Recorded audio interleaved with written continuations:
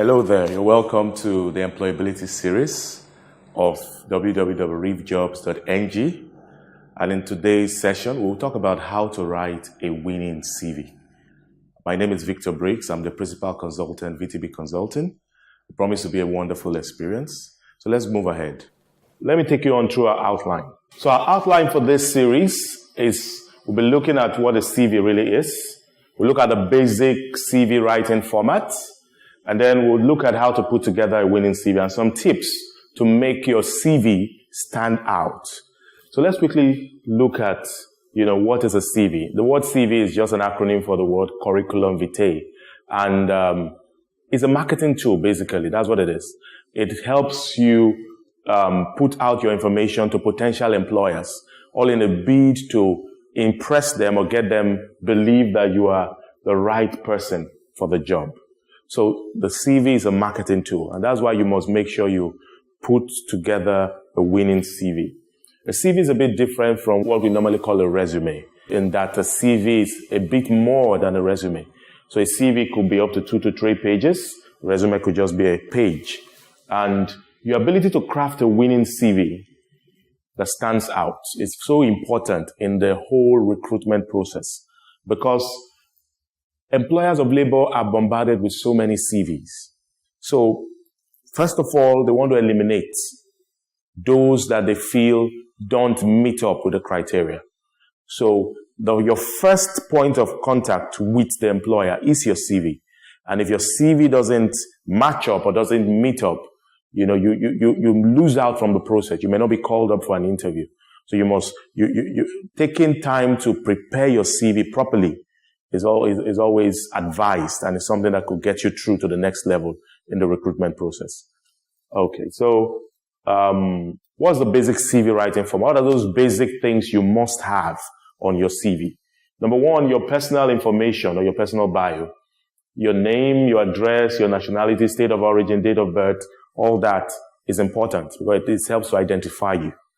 And then your education and training. The schools attended, the time you attended it, the certificates you obtained, the diplomas, the degrees that were obtained, it's also important to put there in the CV. Your work experience, very, very important.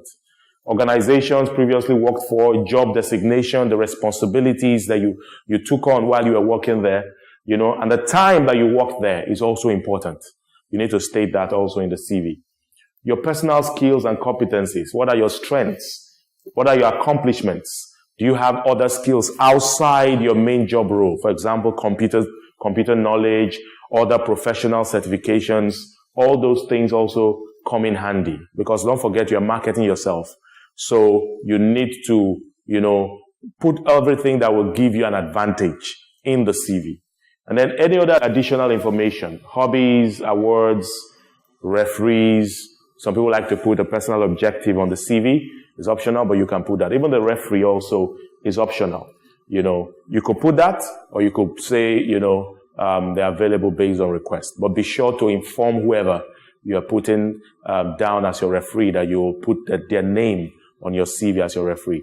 You don't want someone to call up someone and person has no idea about you. So, having done that, what are some things you must note in putting together a winning CV? Number one, make it as simple as possible. Don't, in a bid to impress, make it so bogus with too much information. And sometimes the main thing that people are looking for gets lost when it's too much. So make it as simple and straight to the point. Keep it simple and straight to the point. Ensure proper typesetting. Ensure it's properly edited. What that means is that you need to go through it, go through it again. If possible, give it to someone to go through. You may be surprised they could be the ones to pick out some typographical errors or some grammatical errors, and you never want that to be on your CV. So you need to avoid spelling errors, because remember, you're selling yourself with your CV. So you want to say you are the most competent for the job. You don't want people to see a lot of grammatical errors lying everywhere on your CV. And don't put information that is not relevant. Like I said, it could just have a way of cannibalizing the main thing that they want to see on the CV. This is another area. Don't over-exaggerate on your CV. As much as you want to sell yourself, don't begin to, put things that are not real or you didn't do on your CV. It could have a way of coming back to hit you hard. This is very, very important. Some people have one CV for every job interview, and that's so wrong.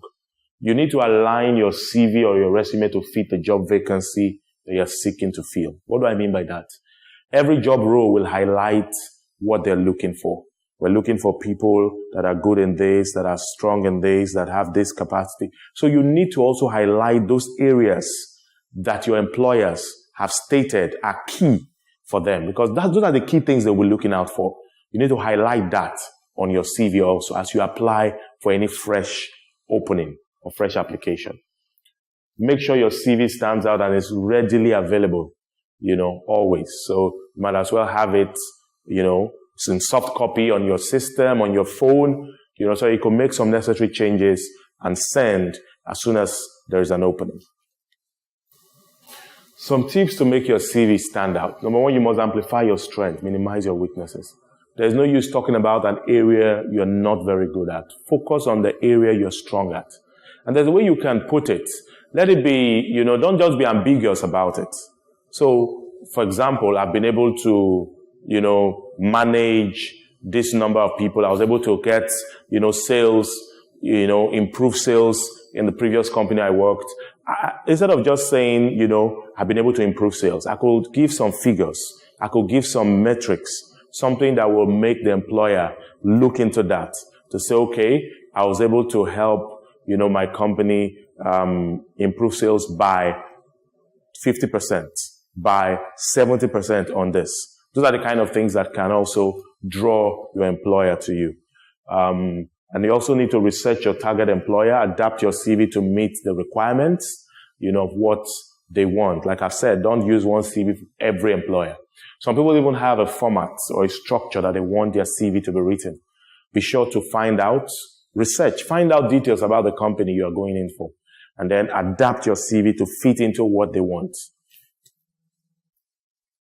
The format or structure you choose to use should not be ambiguous. It should be something that is easy, something that people can easily understand. So you don't want, your key roles or responsibilities to be hidden or lost in, while other things that are irrelevant are highlighted more. So if for some great, nice format, you could go to the portal, www.reefjobs.com, and you could pick different formats and adapt to your CV. A winning CV should be free from grammatical or typographical errors. We can't say this enough.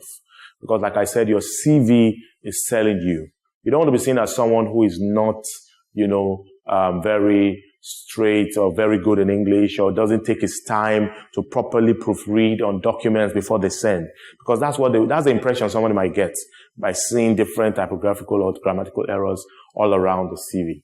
So proofread it, give it to someone to look through for a second opinion as much as possible. Some key elements as we begin to round up. Your content should be interesting, should be informative. It should be cogent, you should be convincing. You should be able to tell someone why you are the right person or the right candidate for the job. You should be clear. There should not be any hint of ambiguity or anything that will confuse the mind of the reader going through your CV. It should be coherent. So ideas about something should be related. For example, you're putting your work experience. You can flow from your current job experience, the next one, to the other one. You don't need to, it shouldn't be disjointed. You shouldn't put, something you did 3 years ago, then you put something you're doing now, then you put something you did 10 years ago. It doesn't flow. It could cause some lack of coherence in the CV. And then you should be correct. You should be error-free.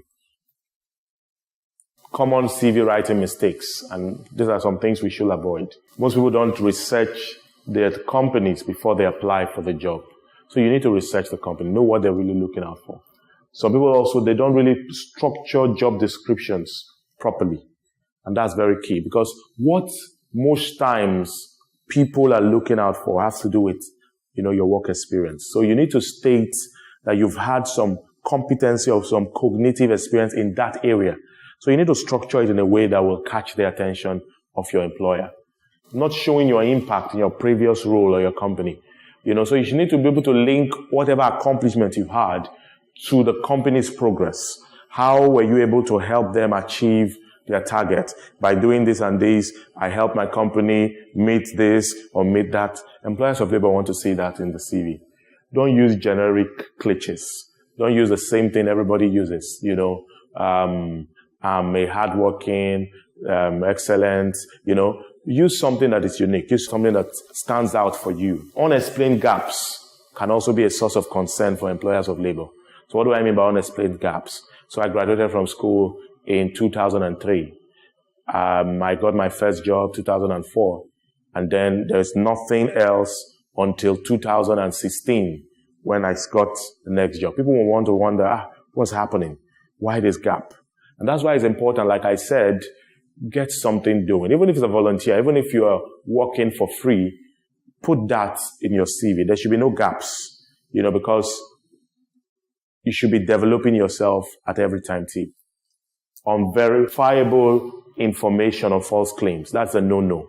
That's a no-no. So don't put things that will get you into trouble. Some employers of labor want to do background checks. So they want to check on your WAEC certificate. They want to check on the grades you say you scored in school. So you want to be sure that whatever you're putting down on the CV is what stands or what obtains. And you don't want to put things on the CV that will make you, begin to look like someone that is not credible.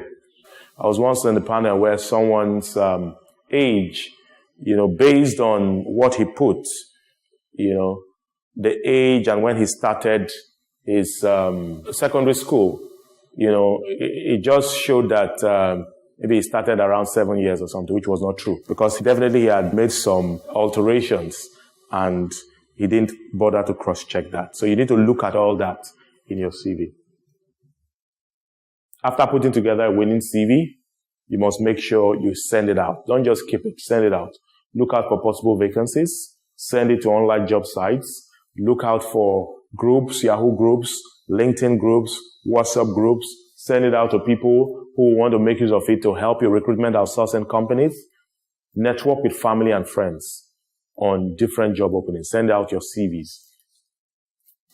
Just remember, you can stand out from the pack by writing a winning CV. Thank you for listening. Once again, this is brought to you by www.reefjobs.com. It's an employment portal that helps you to get job alerts, connects you with employers of labor, and also helps you build your employability. And thank you for going through this. There's so much more we have lined up for you on things you could do to improve your employability.